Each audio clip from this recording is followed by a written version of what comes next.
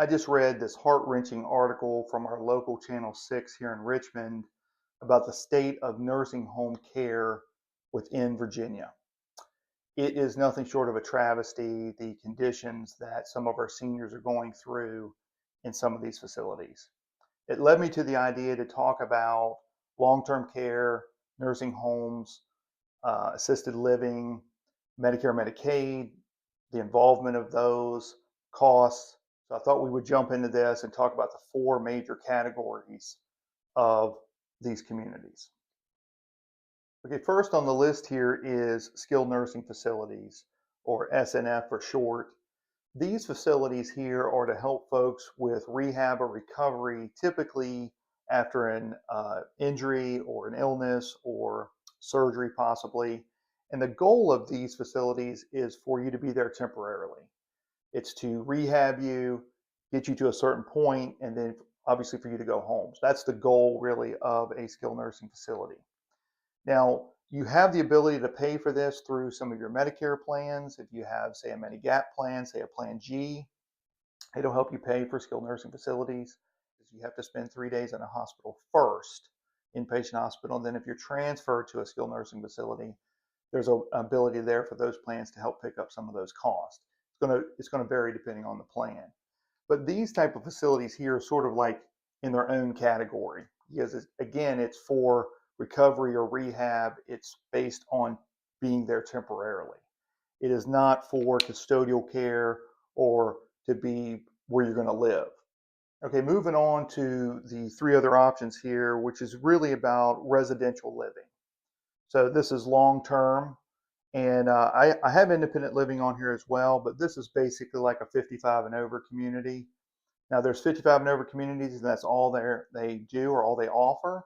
And there's also communities out here that have that continuum of care, that have independent living, that have assisted living, and even have memory care within the same community. So for folks that just need independent living, it's really nothing more than really a regular apartment.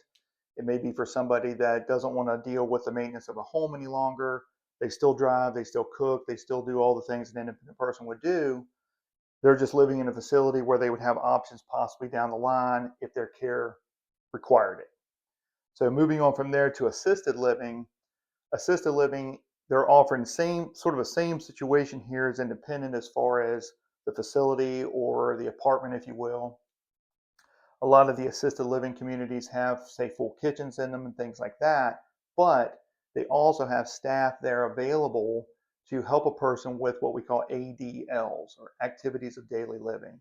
Now, these are things like dressing or bathing, toileting, cooking, things of that nature. And assisted living facilities still give that person the feeling of being independent, living on their own, but then they have the assistance there if they need it.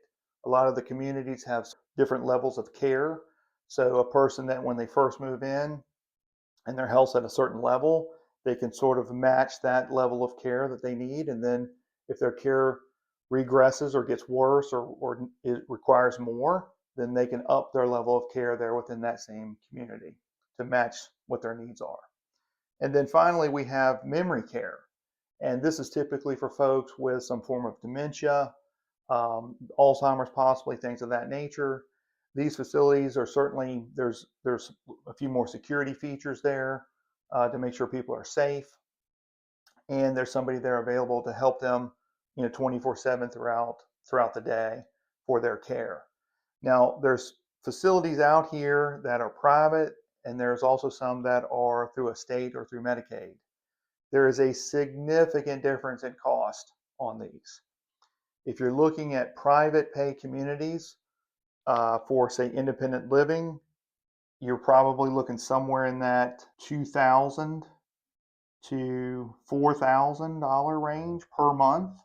And this is shocking to a lot of folks. If you've never looked into these type of things before, it can scare you on the cost of some of the things that are associated with this. Assisted living, you could be somewhere in that, $5,000 to even $8,000 range. Some could be more than that, depending on where you are in the country. And memory care, you could be anywhere from say 9K to 15,000 a month. So significant costs associated with these types of residential situations. Um, and that's something that's very shocking to a lot of folks. So if you find yourself in this situation, you want to figure out a way, how can I pay for this? If you have, say, a long-term care policy, if you've got investments or things like that that you can use to pay for a community like this.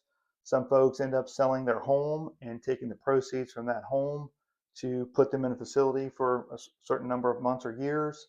So it's definitely something to think about, particularly when you're looking at private pay. That's where these costs can really get up there. Now, if a person doesn't have the means for one of these private communities due to the cost, they may be looking at a Medicaid facility or something that's run through the state. Now, there is state-run or Medicaid-run facilities that offer skilled nursing care and assisted living or memory care. That's a sort of a long-term solution. And there is facilities that offer all three of those. Now, Medicaid has its own qualifiers. There's a way they're going to look at assets and income, and they have their own process for that. And I believe in the article that Channel 6 had wrote, most of the concerns that they were coming up with were with the state-run